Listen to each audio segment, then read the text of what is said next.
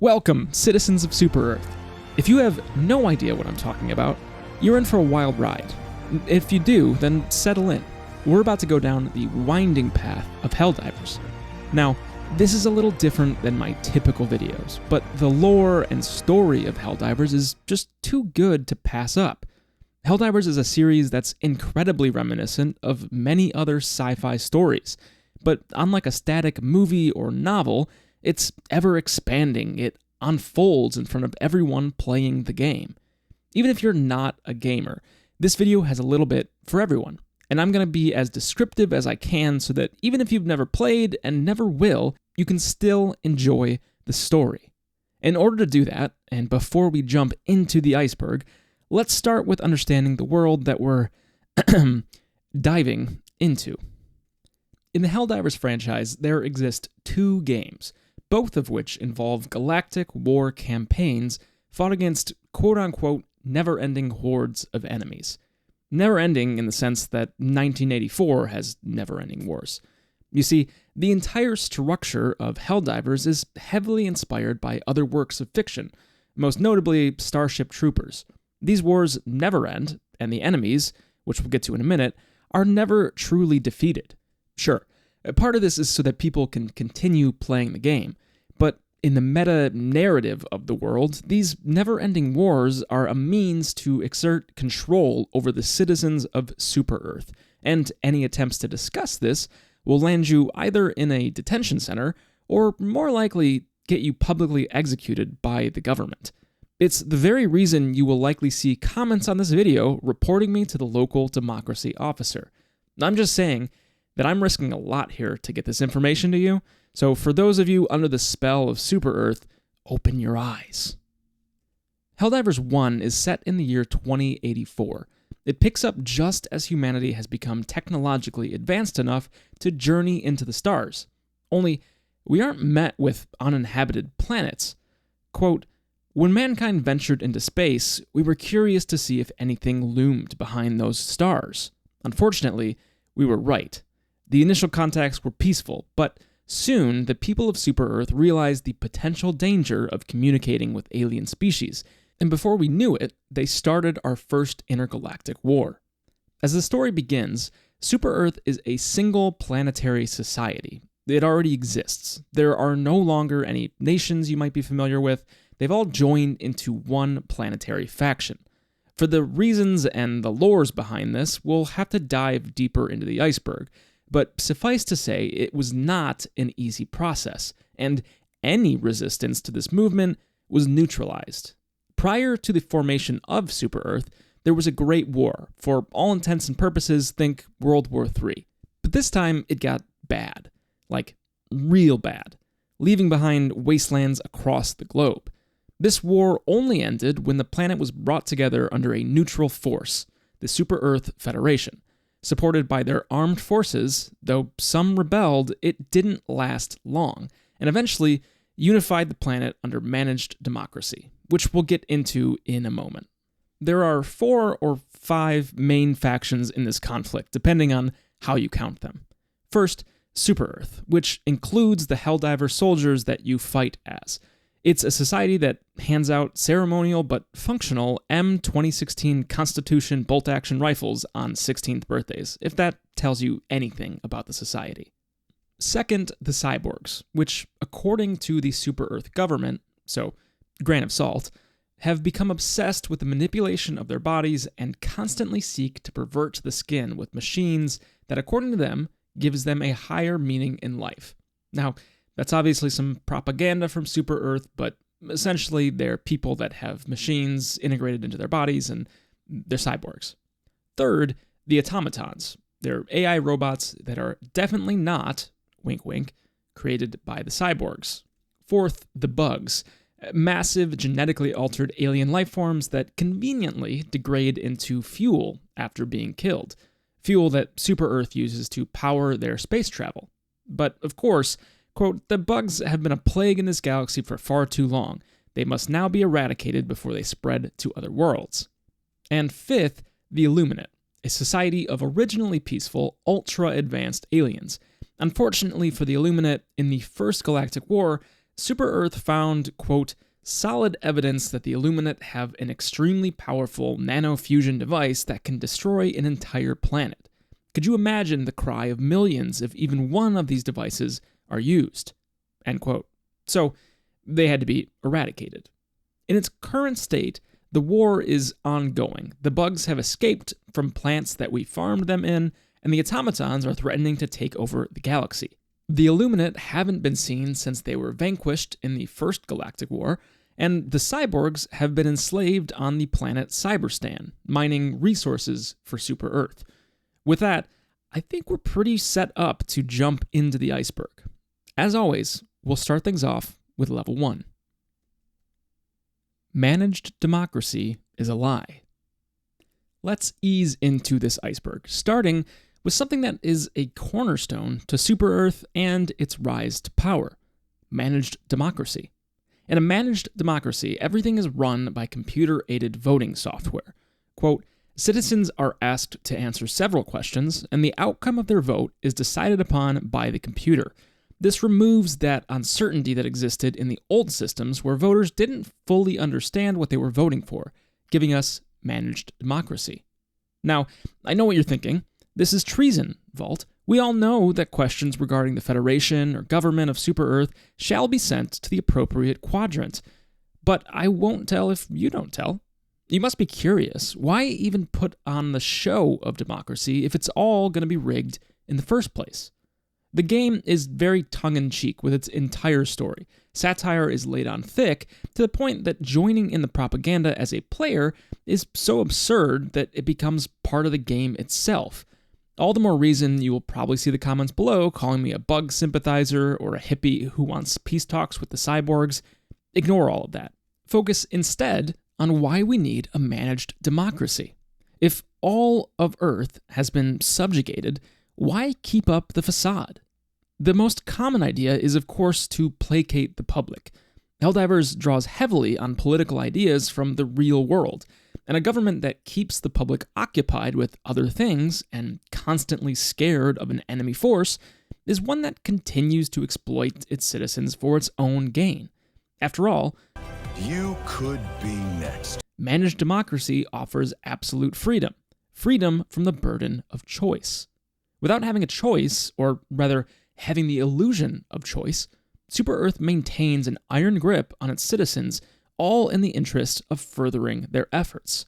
This indoctrination goes deep, as there are references to families that have torn themselves apart by reporting one another to their local democracy officer. Stories told by soldiers on board your ship mention that neighbors reported their own son for not honoring the Super Earth flag. What, you may ask, does the government have to gain? The obvious answer is power, influence, money, etc., but I've got a few pretty compelling cases to make later on, but you'll have to make it down the iceberg first. Where did cyborgs come from? Much can be said about Helldivers' ties to reality. The political narrative specifically is extremely on the nose and mimics much of the political landscape we see in the world right now.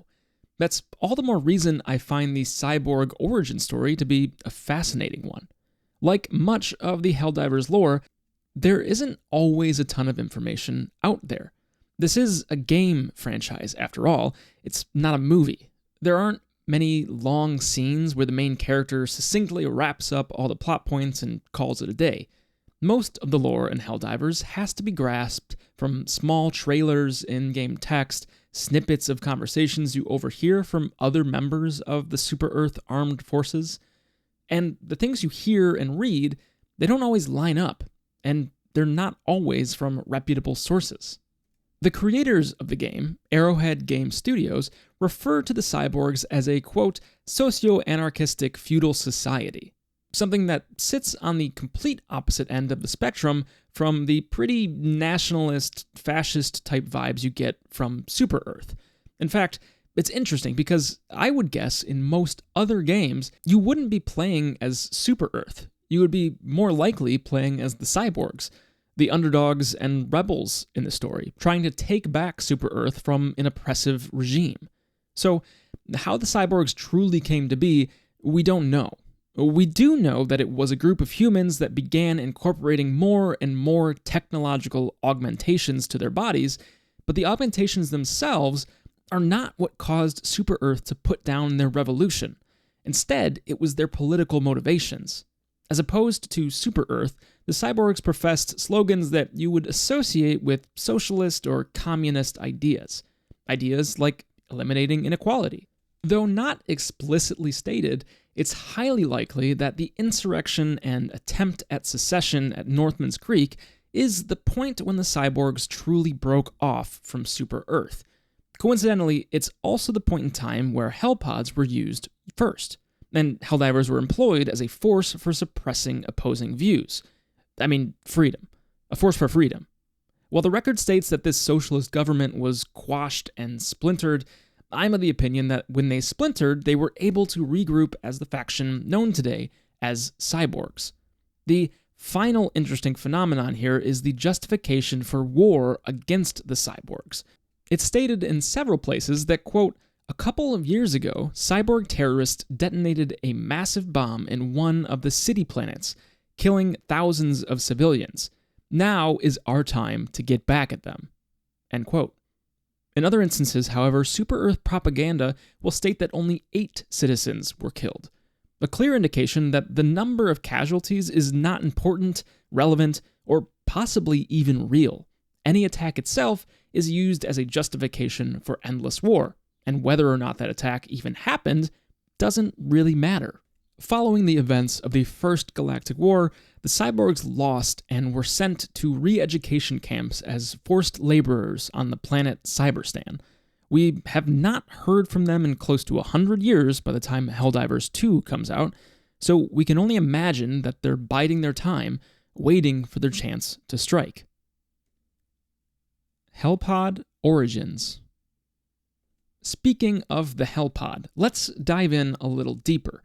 Every piece of information in this world is drenched in rhetoric and propaganda meant to inspire loyalty to Super Earth. The description of Hellpods, for example.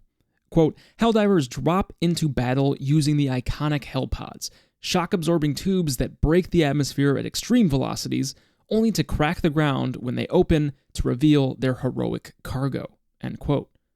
Obviously heavily inspired by capsules and drop pods from other series like Spaceship Troopers or Halo, the Hellpod gets a more ominous name, perhaps due in part to how they were first employed. The first appearance of Hellpods was not on an alien planet fighting bugs or robots, but on Earth itself, fighting other humans, squashing dissidents who didn't align with the plans of the Super Earth Federation. The lore itself states that, quote, these massive, near-suicidal pods were invented to counter the threat of the oppressive regime of the socialists that had dug themselves in on Northman's Creek. Super Earth was unable to gain air superiority, and therefore developed these supersonic pods equipped with stabilizers and extreme shock absorbers that can hit a space coin and allows for drops into basically any type of terrain. End quote. Worth noting that this small government was definitely not an oppressive regime at the time, but rather a small group of rebels.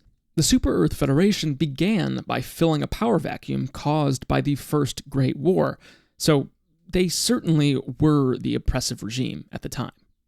Quote, as 50 Helldivers dropped into the parliament and quickly relieved the regime from power and life, their troops scattered and the fight was easily won.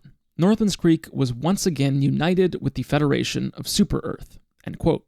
So, we have the Hellpods dropping in with glorified mercenaries, the Helldivers, into war-torn areas to suppress dissent.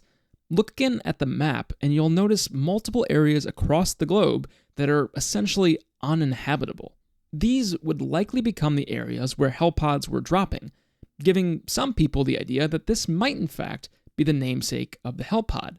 It's possible that the Hellpods were being primarily sent to these wastelands, earning them the nickname Hellpod. It's also possible that this is the kind of name that starts as slang and then slowly gets adopted over the decades until Hellpods and their heroic cargo, the Helldivers, become officially recognized as such. Helldiver background.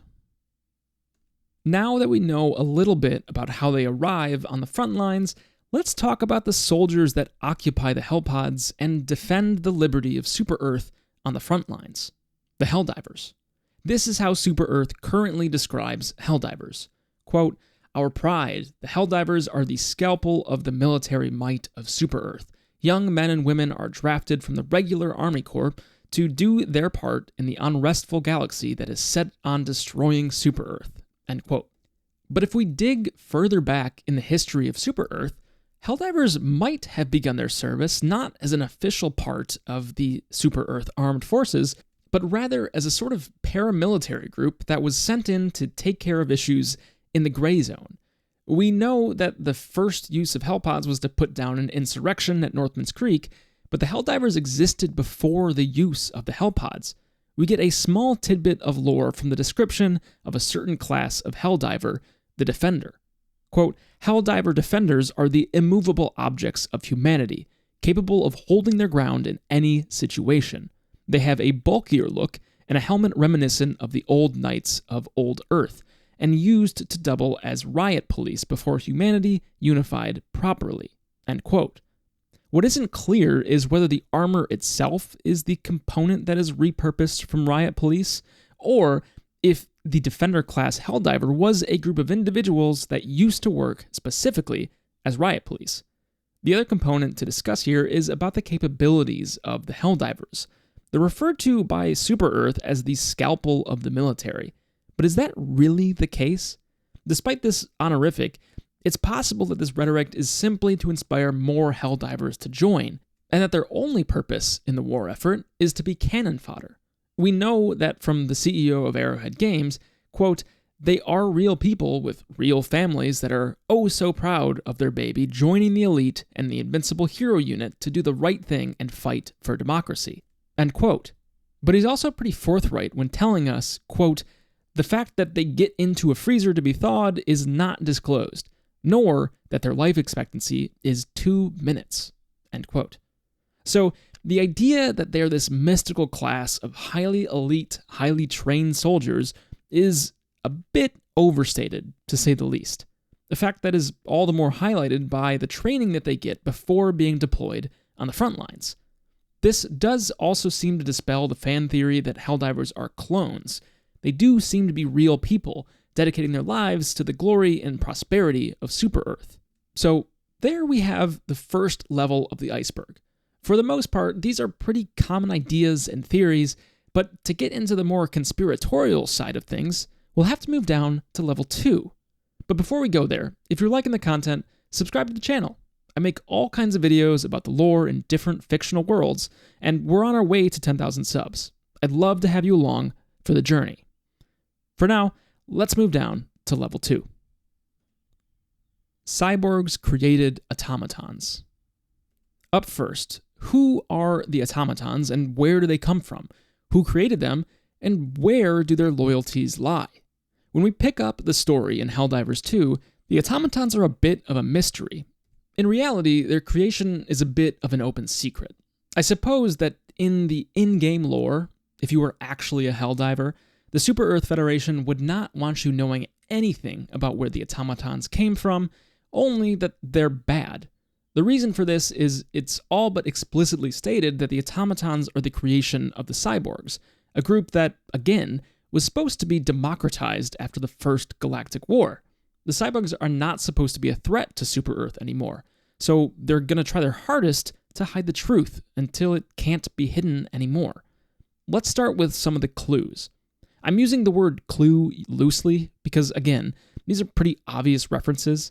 The insignia of the automatons is that of a star inside a cog, but that star itself is identical to the insignia of the cyborgs.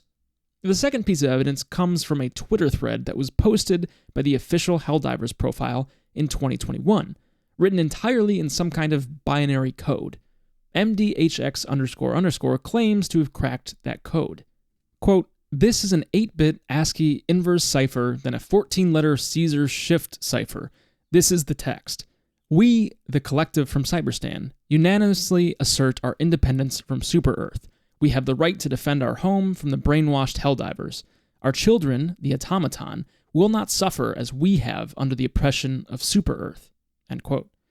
there really isn't any more evidence needed. This makes it pretty clear that not only are the automatons created by the cyborgs, but that there is some sort of alliance brewing. I have no doubt that once the Helldivers reach Cyberstan, they will find a coalition made up of both automatons and their cyborg parents. But as one final Easter egg, when a Helldiver sneaks up on a group of automatons patrolling, you will often hear them chanting a marching cadence, which makes it pretty clear that their objective is liberating Cyberstan and moving on to what they call a new dawn, whatever that means. Here, listen in.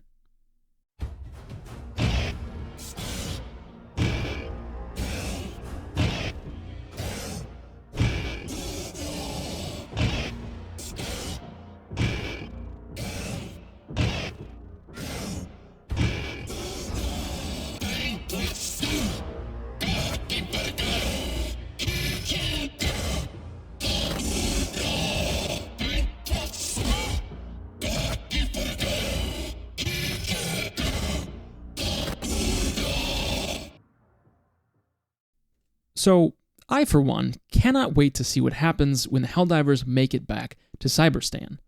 Speaking of which, let's talk about it. The history and purpose of Cyberstan. Cyberstan is a cold and desolate place, located in the Valdis sector of the galaxy, northwest of Super-Earth. I guess there isn't really north or west. I don't know, up and to the left of Super-Earth. Cyberstan is described as, quote, a place with a long history of treachery, the stronghold of the cyborgs, and later, their prison. Perhaps it is no accident that this world has become our target once again, end quote. So, one source describes it as a stronghold of cyborgs, while others describe it as their homeworld. It's a small distinction, but I think there's some truth hidden in there. You see, the cyborgs were human. They were just humans that slowly augmented themselves more and more, to the point where over a century, they became a different species. Look, would a species actually diverge over 100 years? Probably not. And that might be even more propaganda at play. It's possible that cyborgs are still more human than Super-Earth would like to admit. And that's because they pose an existential threat to the system of managed democracy. So, with that in mind, let's look again at Cyberstan. In all likelihood, it's not the homeworld of the cyborgs, but rather a planet they were forced to flee to after being expelled at Northman's Creek. As a reminder, they were expelled by the Helldivers in the First Great War, long before the events of the First Galactic War, and way longer before the events of the Second Galactic War. Once the First Galactic War arrives at their doorstep, they're once again defeated by the Super-Earth armed forces and democratized by force. Super-Earth sent tactical command to the planet to keep the peace and run governmental positions, while a government contractor, the Super-Earth Construction Company, came in to manage the extraction of resources. Despite this background information, it's not clear what Cyberstan looks like at the start of the Second Galactic War. We know that Super-Earth stayed for at least 5 years following the conclusion of the First War, but they may have left the planet to fend for itself after that period of time. If that's the case, the cyborgs on that planet have had 95 years to develop and plan for their liberation, possibly at the hands of the automatons. The part of the game that I find so intriguing is that the story is unfolding around the players. On April 8th, 2024, in the real-world time, Super-Earth announced that the Helldivers had eradicated the automaton threat, only to be proven wrong several days later when a new incursion of the bots appeared centered around Cyberstan, a planet that no one has seen in close to a century.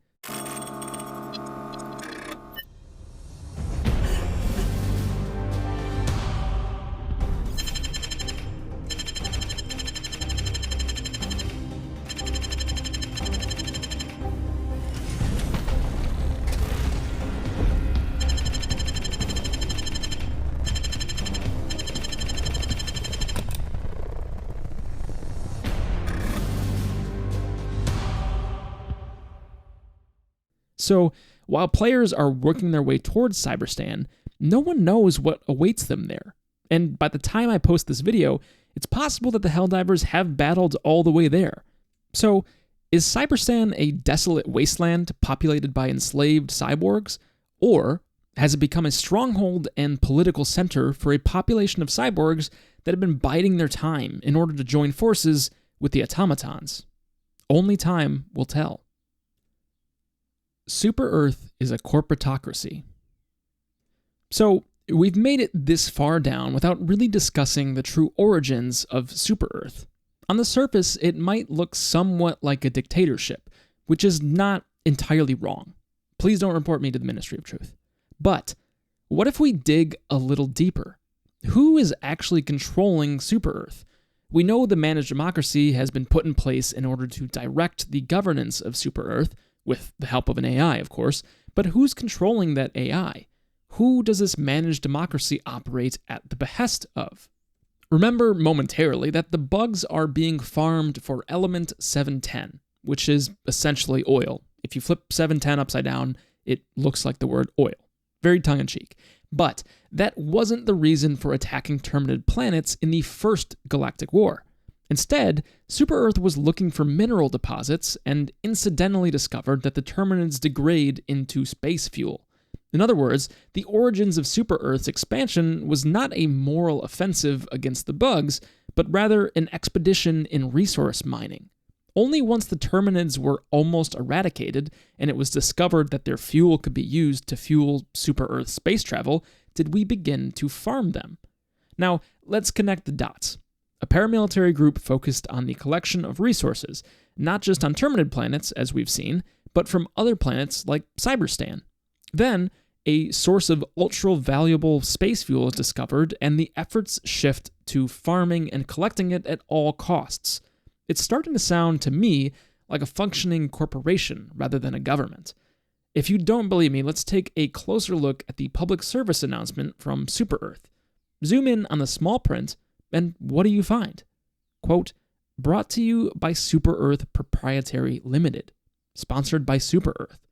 If you ask me, that doesn't sound like a governmental public service announcement, but rather an announcement made by a company. I believe that during the Great War, the war that took place before all the galactic space travel and such, several large companies, likely energy, oil, and gas type companies, sensed weakness in the governments of the Earth and set up a movement to overthrow them. And everything since that moment has been at the behest of one mega corporation directing all warfare throughout the galaxy. All resources gathered during space travel and war go directly toward further expansion and war efforts, and further control of the galaxy, no matter the cost. Helldivers are cannon fodder that can be thrown away and thrown into the front lines, and are used not because they're especially effective, but because they are incredibly dispensable and cheap to replace. Speaking of fuel and resource collection at all costs, let's move on. The origins of the Terminids. None of us like bugs, let's be honest. And if I saw a bus-sized bug running toward me, you better bet I'd be in the same boat as the Helldivers. But what if I told you that the bugs were not always violent? That before the actions of Super Earth, the Terminids existed peacefully on their home planet and posed no threat to Super Earth, let alone the galaxy. As we've covered, in the First Galactic War, the purpose was not initially to farm the Terminids for fuel. It was to mine other resources on their planets. A fact made all the more interesting when the Helldivers Encyclopedia says the following about Terminids. Quote, Terminids were, or possibly still are, sapient beings with their own language and culture. They were said to be the first alien race to make peaceful contact with humanity. This is heavily disputed by historians. However, either before or during the First Galactic War, Super Earth discovered that dead Terminid bodies decayed into an oil-like substance, which they named Element 710, the pursuit of which all but ensured that peace would never be an option. End quote. But here's where things take a turn. You see, we know that Super Earth developed their faster-than-light travel technology, at least in part through adapting technology from the Illuminate, meaning that our faster-than-light technology probably functions in a very similar way. And if that's the case, it's very possible that the Illuminate use the same fuel for their own travel, a fuel that's produced in plentiful amounts by decaying Terminids. This might imply that Super Earth was not the first faction to farm the Terminids for fuel. And while there isn't much evidence for it, it's possible that the Illuminate have been farming them for much, much longer than humans. Given the fact the Illuminates are sufficiently more technologically advanced than Super Earth, it's safe to say they've been around for a much longer time. I haven't seen this theory anywhere, but what if the origins of the Terminids actually began much further back in time than humanity's first contact? What if the original Terminids were bugs that were genetically modified by the Illuminate millennia ago in order to fuel their space travel, and that the original groupings of Terminids Super Earth found were leftovers from the Illuminate's expansion throughout the galaxy? You'll notice on certain missions to Kepler Prime, the supposed home planet of the Terminids, that there are remnants of oil pumps there from the First Galactic War, which are obviously property of Super Earth. But if you go one step further, I wouldn't be surprised if the Terminids have a history of being exploited for fuel by every society that comes in contact with them. Honestly, I'm starting to feel bad for the bugs.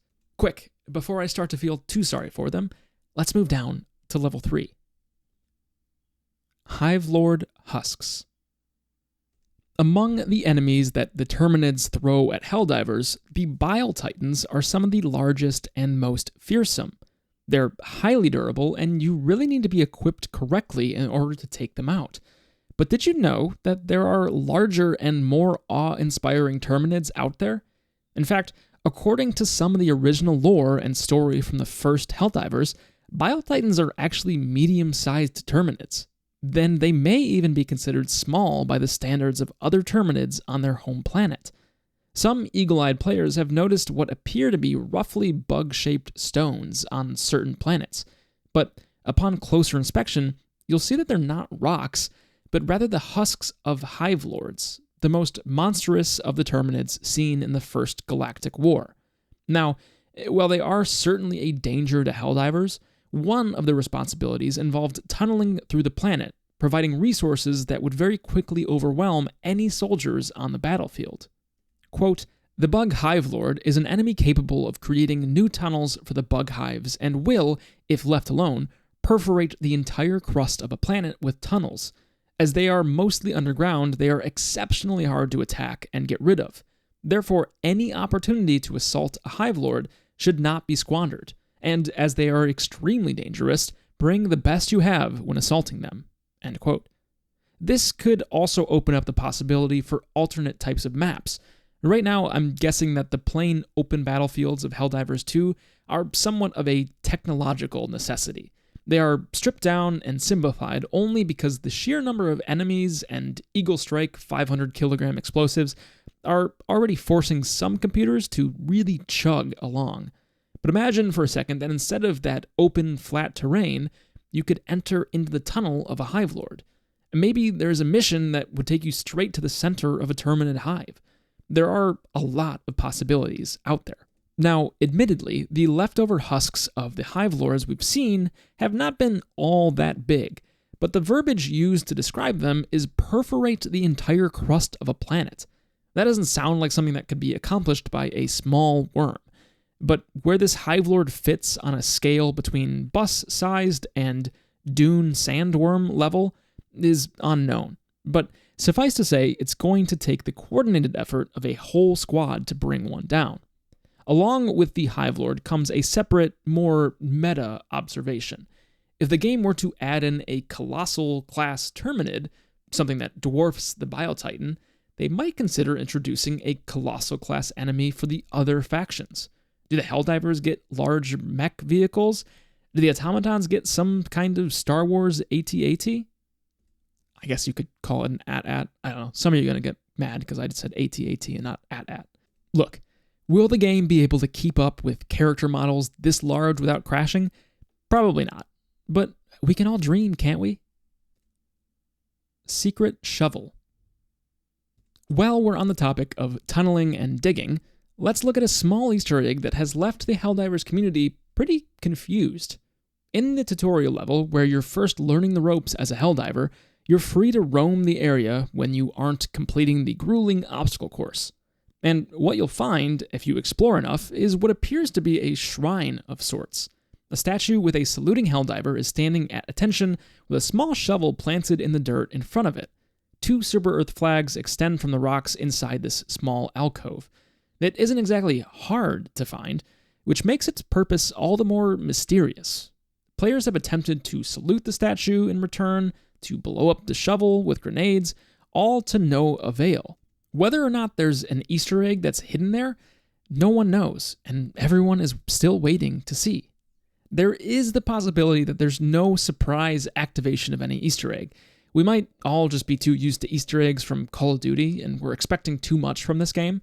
It might just be that the statue and the shovel hint at a small level of humanity that still exists in the Helldivers, that the shovel is a small tribute to a fallen comrade that drew the short straw on those 21% survival odds that Helldivers have. It's also possible that they didn't make it through the obstacle course.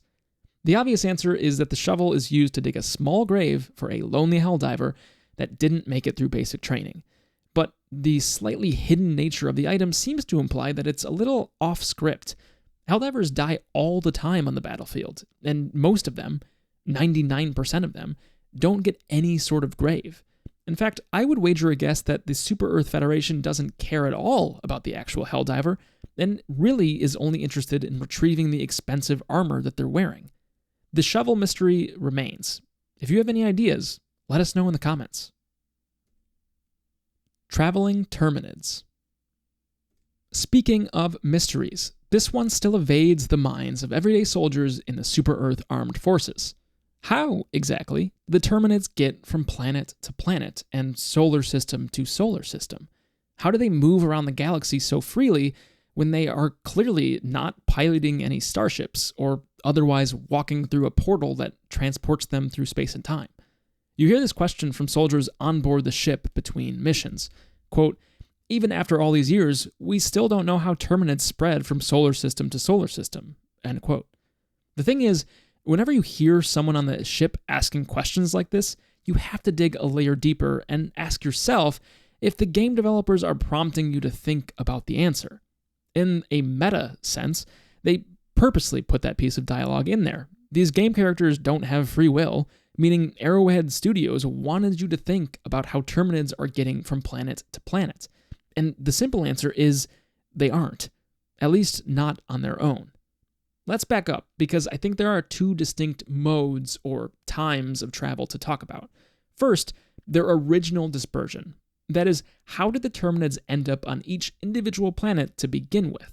For that, we have to look way back, because somehow the Terminids were an extraterrestrial species before humans came in contact with them. They existed on resource-rich planets before Super Earth got involved. I've got 2 hypotheses here. First, the sort of easy escape answer, that somehow they do have a method of traveling from planet to planet on their own. Maybe it's like spaceship troopers and they can somehow fling eggs into space that eventually land on other planets and repopulate them. That's a possibility. The other is that they're somehow being aided. We discussed already that the Illuminate may have been in conflict with the Terminids or may have been farming them for fuel. It's possible that during that original war, potentially ages before humanity went to the stars, that the Illuminate had already spread Terminids around the galaxy. And what Super Earth encounters is really just the remnants of a war long before their time. And that's all well and good, but occasionally the Helldivers liberate a planet of Terminids only to have them reinfest the planet soon after. How is that happening? For that, we might have to look in a mirror. On certain Terminid warfronts, Helldivers will be tasked with shutting down illegal broadcast towers. Except, who is putting or hacking into these broadcast towers? It's certainly not the Terminids. They don't seem especially computer savvy, which leaves us with some sort of rebel group as the culprit. If you look at the content that's actually being broadcast, you'll see messages like, quote, "This threat is all about oil. The government made this," end quote. The wording of which pretty obviously implies that it's coming from a rebel group on Super Earth, or from Super Earth. And this is our hint towards the repopulation of Terminids. If the Super Earth Federation is profiting from this war, why would they want it to stop? The longer they can continue farming bugs, the better. So how do you ensure an endless supply of Terminids? You provide the supply yourself. That's right. Report me to your local democracy officer all you want, but I'll say it. Super Earth is secretly planting the bugs on the planet in order to continue the war. All Helldivers leave the planet and move on to the next.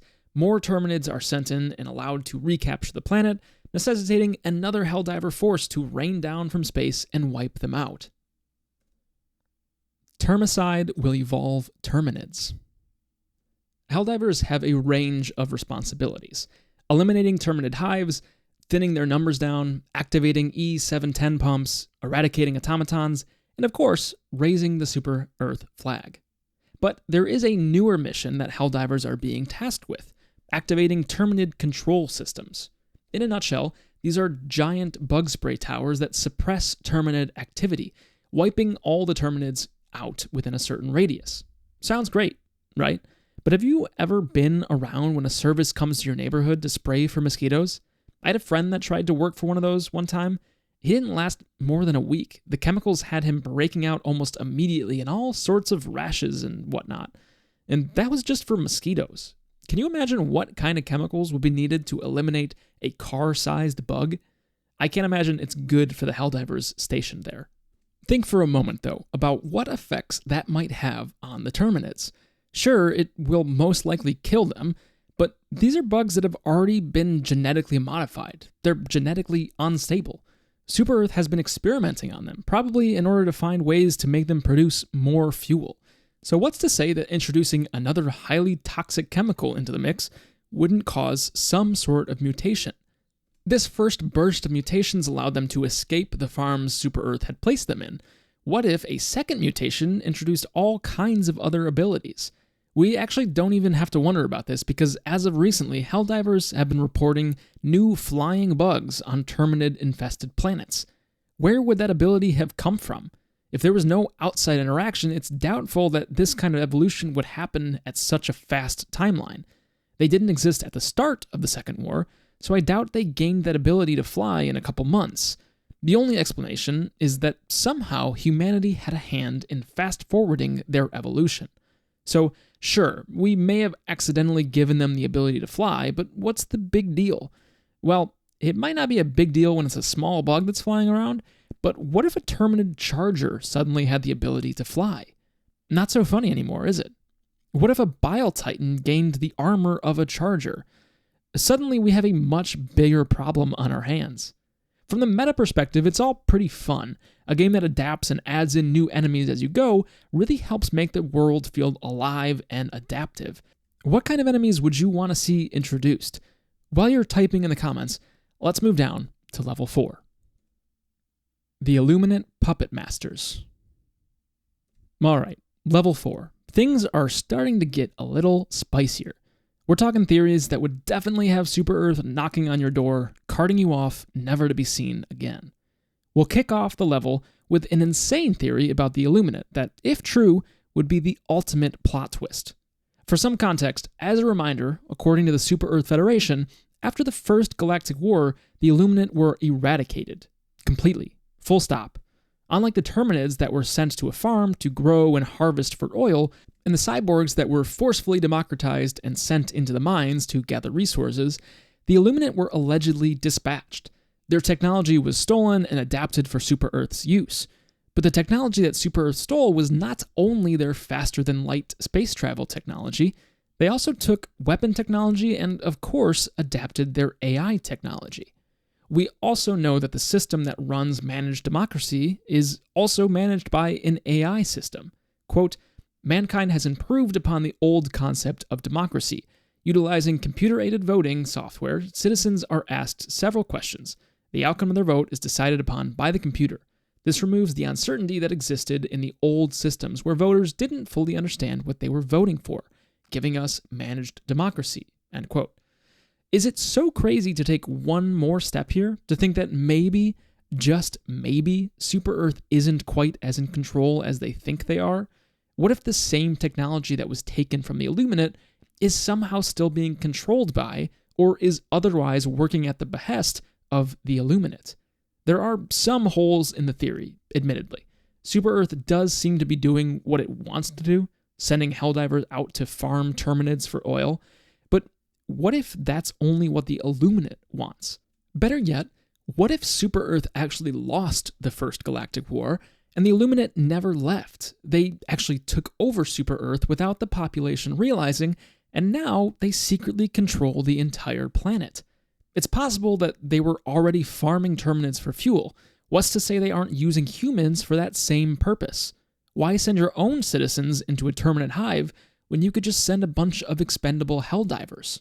The flip side of this coin is that perhaps Super Earth is acting of its own volition, but the Illuminate are still cruising around the galaxy, and rather than attack Super Earth directly, they're manipulating the forces of both the Terminids and the automatons and cyborgs. It's already been discussed that there isn't a good answer for how the Terminids are jumping from solar system to solar system, and while it's possible that Super Earth is the one doing it, it's also possible that the Illuminate are seeding different planets with bugs to chip away at Super Earth's defenses. The weaker they can make Super Earth, the easier it will be to come in and finish us off. Zombie army of automatons. We all know that automatons are mindless killing machines, right? Right? But what if they weren't always that way? Or rather, what if automatons don't start out as robots at all? What if instead it's an army made entirely of Helldivers? Former Helldivers, to be exact. That's right. I'm suggesting that when they win in battle, the automatons, as if they were necromancers, take the brains of fallen Helldivers and turn them into new automatons. Stick with me for a moment. I know there might be some plot holes here, but I'll get to them. But first, it would explain quite a lot. Despite the Helldivers being fairly untrained, they do manage to destroy many times more automatons than the number of Helldivers that are killed. In fact, if you zoom in on any given planet, it looks like for every one Helldiver that dies in combat, roughly 30 automatons are destroyed, which is honestly the biggest plot hole in the theory. The automatons would simply run out of bodies with which to create new automatons. But I have a solution. We believe the automatons have been created by the cyborgs, but we also know that they exist at the edge of our known galaxy. In addition, after the Super Earth Federation originally announced the eradication of all the automatons, they then returned with a force that dwarfed the original Vanguard, and they returned from outside the known galaxy.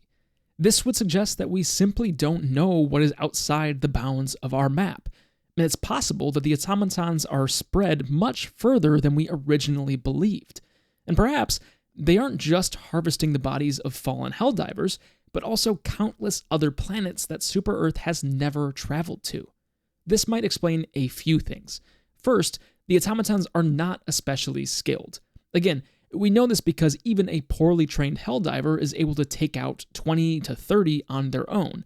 I say on their own lightly because they do have the full support of the Super Earth armed forces at their command. They're able to call in gigantic bombs with the push of a few buttons, something the automatons don't exactly have the same capability to do. Although that would be a wild addition to the game. If the automatons are recycled Helldivers, this might explain why they make such poor soldiers, though. Helldivers are not especially talented to begin with, so if they were reborn by the automatons, it might make sense that they're even less effective after death than before. Second, the automatons do retain some human characteristics. Yes, it is possible that they are somehow instilled with, or maybe installed is the right word. They're installed with some of these human characteristics by proxy of their cyborg creators. But what if instead, these leftover tendencies actually come from the brain of the Helldiver that's piloting the automaton? We see them frequently go on marches and recite chants. Those chants might not be anything like what the Helldivers do, but it might just be whatever human nature is left over, prompting them to follow orders and be part of a group. I don't think this will stop any Helldivers from eliminating the bots, but it does make you think. Terminids are super weapons. We've talked a lot about Terminids, where they come from, how they were created, how they got around the galaxy, but the one thing we haven't talked about too much is the true reason for their existence. Yes, obviously Super Earth and possibly the Illuminate farmed them for space fuel, but their existence and purpose might go much further. We know from the First Galactic War that humanity stopped just short of completely annihilating the Terminids, stating that it would be a waste to completely eliminate them. Instead, Super-Earth began to farm them. Quote, as schoolchildren know, Terminids were allowed to live in specialized locations on human worlds known as farms. Despite this generosity, the Terminids showed their fascist nature by slaughtering the innocent civilians of the world. End quote. And of course, we've already discussed that Super-Earth has performed all kinds of experiments on the bugs that probably led to the conflict of the Second Galactic War. But this theory goes even deeper. We know that Super-Earth is ruthless when it comes to squashing dissidents. They stop at nothing, creating false flag attacks, all with the purpose of justifying an invasion of Helldivers to put down a rebellion. But what if we discovered a more effective way? A way that would eliminate any political consequences, while also producing more resources to harvest? Perhaps, when Super-Earth discovers localized insurrections, they launch a barrage of Terminids to wipe out that rebellion. And once the insurrectionists are wiped out in that region, they send in the Helldivers to take care of the bugs, harvesting more fuel while they're at it. Put so eloquently by a crew member, quote, for the automatons and Terminids, for mankind and for glory, that's why we fight. And of course, when we've won this war, there'll be another to fight. And after that, another. After that, another.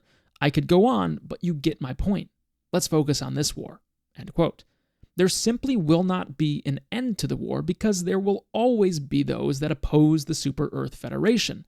So, there will always be a planet that gets a surprise package of Terminids followed by a Helldiver cleanup crew. Further proof of this idea lies in the fact that the Helldivers are frozen while on board the ship, being thawed out when it's time to go kill some bugs. But what about all the other crew members on board? None of them are frozen. What are they all doing? What if some of these ship crew members are there to monitor the status of the bug invasion sent by the Super-Earth government? Once they can verify that any rebels have been taken out, it's time to thaw out the Helldivers and shoot them down from orbit. Lastly, think back to those broadcast towers that the Helldivers have to shut down on occasion. What if the very people that set up those broadcast towers are the ones being snuffed out by a fresh delivery of Terminids right on their doorstep? If you think about it, the people that set up those broadcast towers are never present when you show up as a Helldiver. Where did they go? Once you start thinking about the war from this perspective, it's really hard to see it from any other way. All the more reason I'm sure Super-Earth doesn't want you watching this video. Super-Earth is not Earth.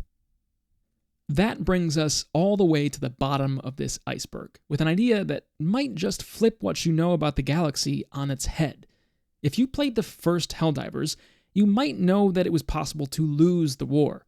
The game itself is an endless loop of wars. Sometimes humanity wins, and sometimes it loses.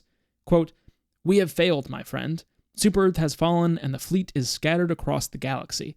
But we will endure, rebuild our civilization, and eventually we will return stronger than ever to claim vengeance. For now, we'll have to trek the galaxy for a planet that can become our new home, a new Super-Earth, end quote. This is followed by a cutscene of alien ships approaching the Earth and then of our planet exploding. You're then greeted with a little more flavor text about your loss. Quote, as Super-Earth lies in ruins, humanity scatters. Not even our greatest warriors could hold back the tide of an alien threat. A three-front war that we lost due to our greed and hubris. But there are many worlds like Old Earth, and we will find another where we will put down roots anew. We will rebuild, and we will have our revenge. Eventually. End quote. Most of the time, it's assumed that Helldivers 2 and the Second Galactic War is taking place after a successful war campaign the first time around. That's at least what Super-Earth tells us. But when have we ever taken the word of Super-Earth at face value? They would want their soldiers to think that they're unstoppable. What would be the point of telling them that their enemies had won on the first go-around? I think that it's entirely possible that the Super-Earth we see in Helldivers 2 is not actually the original Earth. You might be asking, what about that map of Old Earth with the uninhabitable zones? Well, I'm sure that those areas definitely existed on Old Earth, but there really isn't anything to say that those exist on Super-Earth. In fact, we never really get to see Super-Earth. so we don't really even know what's there in the first place. What would really be fascinating is if eventually players were forced all the way back to Super Earth in order to defend it, possibly from the combined forces of the Illuminate, cyborgs, automatons, and Terminids. I'm not sure what chance the Helldivers would stand in that scenario, but it would definitely be fun to fight in that war. At the end of the day, all a Helldiver can do is spread democracy as far as they can. And now we've reached the end of the Helldivers Iceberg. I'm sure there are loads of theories and lores that I wasn't able to include in here. If you've got any of your favorites that I missed, put them in the comments below. If there's enough, I can make a follow-up video. If you're new to the channel and you made it to the end, consider subscribing to the channel. It's free and it helps me grow and keep making videos like this. I've got loads of other videos on the channel, a few dealing with Harry Potter lore, other series like Game of Thrones, Avatar: The Last Airbender, Star Wars, even Pokemon. I'm sure there's something else on the channel that you'd like, and I'm always open to suggestions. With that, you've reached the end. Thanks again for watching. I hope you enjoyed it, and I'll see you next time.